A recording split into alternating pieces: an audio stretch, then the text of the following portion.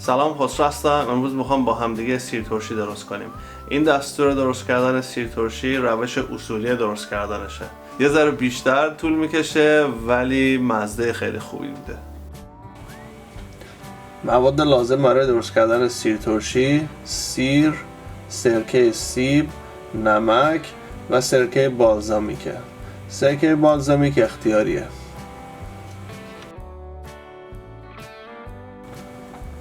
اول باید پوستای روی سیر رو ازش بکنیم. با فشار انگشت اون پوستایی که یکم شلن رو از روی سیر جدا میکنیم.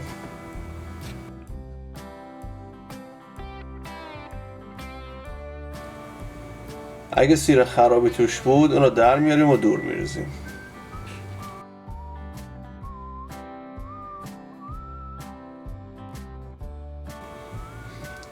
اضافه چوب وسط سیرم با یه چاقو میبریم. با یه چاقو ریشای اضافه‌ش هم جدا میکنیم، ولی باید خیلی مواظب باشین که سیر رو زخمی نکنیم. بعد سیرها رو با آب سرد میشوریم و میذاریم که کاملا خشک بشه. خشک شدنش ممکنه 24 ساعت تا 48 ساعت طول بکشه، ولی باید دقت کنید که حتما خشک باشه.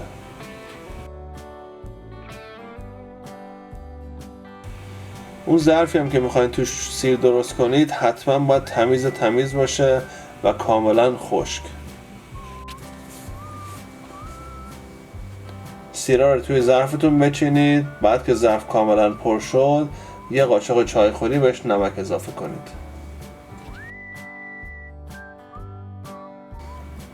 بعد سرکه سیب رو بهش اضافه میکنیم. برای درست کردن سیر ترشی سعی کنید از سیر مرغوب استفاده کنید. اگه سیرتون مرغوب نباشه رنگ سیر ترشی به رنگ سبز یا آبی در میاد، ولی اگه اونطور هم شد هیچ اشکالی نداره. اگه بذارید بیشتر بمونه یواش یواش اون رنگ سبز و آبی از بین میره و به رنگ قهوه‌ای در میاد. یکم فقط بیشتر طول میکشه. در شیشه رو ببندین و خوب تکونش بدین تا نمک و سرکه کاملا با هم مخلوط بشه. اگه سرکه بالزامیک در دسترستون هست یکم به سیر ترشیتون اضافه کنید. سرکه بالزامیک یه رنگ بهتری به سیر ترشی میده و به خاطر یه شیرینی که داره مزه سیر ترشی هم یکم بهتر میکنه. سرکه بالزامیک اختیاریه. اگه در دسترستون نبود میتونید به جاش از شیره خرما هم استفاده کنید. اگه هیچ کدومو نداشتین هیچ اشکالی نداره، همون سرکه سیب کار رو انجام میده.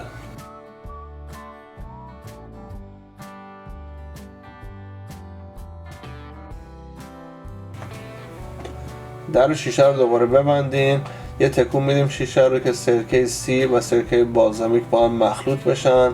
بعد دوباره در شیشه رو باز میکنیم. توی چند روز اول سیر خیلی سرکه به خودش جذب میکنه. خب ریشش و پوست روش و اون چوب وسط اینا خیلی سرکه به خودشون جذب میکنن و سطح سرکه میاد پایین. همینطوری باید بهش سرکه اضافه بکنید. معمولا ظرف مدت یه هفته دیگه سطح سرکه ثابت میمونه. خب توی مرحله 2 تا کار میتونید بکنید. یا اینکه در شیشه رو کلا باز بذارین، چون توی چند روز اول این مخلوط سیر و سرکه یه گازی از خودش تولید میکنه که اگه در شیشه بسته باشه و خیلی کیپ باشه ممکنه که شیشه‌تون رو بترکونه و بشکنه. خب یا درش رو باز بذارید یه گوشه آشپزخونه و هر یکی 2 روز یه بار یکم بهش سرکه اضافه کنید، یا اینکه درش رو بذارید روش ولی محکم نبندید که این گازایی که تولید میشه بتونن ازش خارج بشن. هر روز باید یه سری بهش بزنید و یکم سرکه بهش اضافه بکنید. وقتی سطح سرکه ثابت موند در شیشه رو کیپ به کیپ میبندید و توی جای خنک و تاریک نگه میدارید. خب یادتون باشه که روی سیر ترشیتون حتما تاریخ بزنید. کاری که من میکنم اینه که هر سال 2 تا یا 3 تا شیشه سیر ترشی میندازم، روش تاریخ میزنم. یه دونه شیشهش معمولا همون سال یا سال بعدش خورده میشه، بقیه‌اش رو توی جای خشک و تاریک نگه میدارم که بعداً استفادهش بکنیم. هرچی که بیشتر بمونه بهتر میشه. اگه از این شیشه های مخصوص ترشی یا سیر ترشی دارین اینا خوب در سیر ترشی رو کیپ میکنه و هوا داخلش نمیره. ولی اگه از اینا ندارین و خواستین از شیشه های قدیمی استفاده کنین، مثل این حتما یه پلاستیکی بذارید روی شیشه، بعد در سیر ترشی رو محکم روش ببندین، اینطوری هیچ هوایی ازش داخل و خارج نمیشه. بعد از اینکه سیر ترشیتون رو درست کردین و گذاشتین توی شیشه، حتما باید یه چند ماهی بهش وقت بدین که خوب عمل بیاد و مزه بگیره. خیلی وقتا دوست دارین که ظرف 3-4 هفته درش رو باز کنید و با سیر ترشی امتحان کنید، ولی سیر ترشی 3-4 هفته‌ای درست نمیشه. هرچی بیشتر نگرش دارین بهتر میشه. حداقل 5 تا 6 ماه بذارید بمونه قبل از اینکه سروش بکنید. خب امیدوارم که این سیر ترشی رو با این روش درست کنید، خیلی خوشمزه میشه. روشا اومده که با هم دیگه امتحان کنیم. خب لایک و سابسکرایب یادتون نره، ویدیو رو با دوستان و فامیلتون شیر کنید. تا هفته بعد، خداحافظ. مطمئنم میخوای امتحان کنی؟ نه.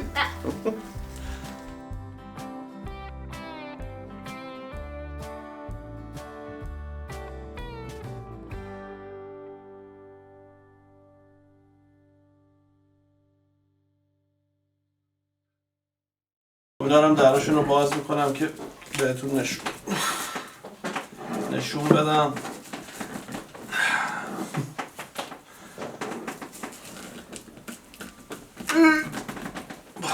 یه چاقو بزنید زیرش هواش در بیاد. درش اگه خوب بسته باشین اینطوری میشه. خب بعد از اینکه شیر ترشی